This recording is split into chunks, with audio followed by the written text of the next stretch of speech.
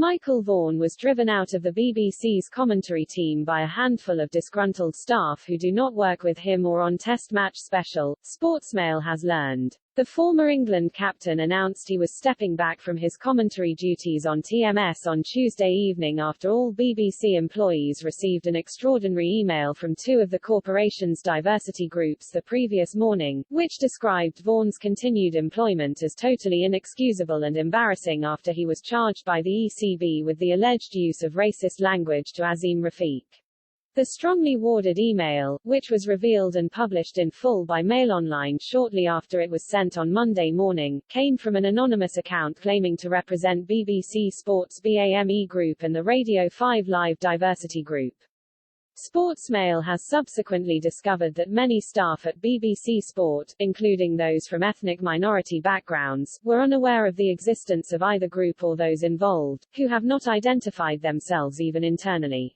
The email which caused Vaughan to stand down is understood to have been the work of 6 people who do not work in cricket, with the majority of them involved in the BBC's football and digital offerings, and who have not sought a meeting with Vaughan to address their concerns. One of the group made themselves known internally at the BBC by sending a follow-up email offering to talk to anyone upset by the Vaughan situation, a gesture which was well received by many of his colleagues. Sportsmail has spoken to several of the group and are aware of all their identities, but has chosen not to name them. As well as criticizing BBC executives for standing by Vaughan, the anonymous email also claimed that his continued work for Test Match Special was causing considerable distress to others. Colleagues from all backgrounds from across the BBC have been in touch to share their disbelief and dismay, with some moved to tears because of the lack of empathy over this. The email read, "What support is in place for colleagues deeply affected by this, but still having to work with Michael Vaughan?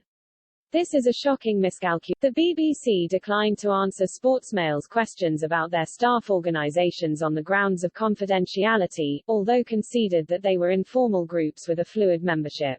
"This was an open letter from a group of staff and your assertion is factually incorrect," a spokesperson added. The charges against Vaughan date back to 2009, when it is alleged he told Rafiq and 3 other Muslim players "there are too many of you lot," before a Yorkshire match. Rafiq's allegations have been supported by England spinner Adil Rashid and former Pakistan fast bowler Rana Navd al-Hussain, but former England fast bowler Azmal Shahzad has endorsed Vaughan's version of events that he did not use any racist language. Vaughan was initially suspended by the BBC after the allegations first emerged last November and was not part of Test Match Special's Ashes coverage before returning to work in March.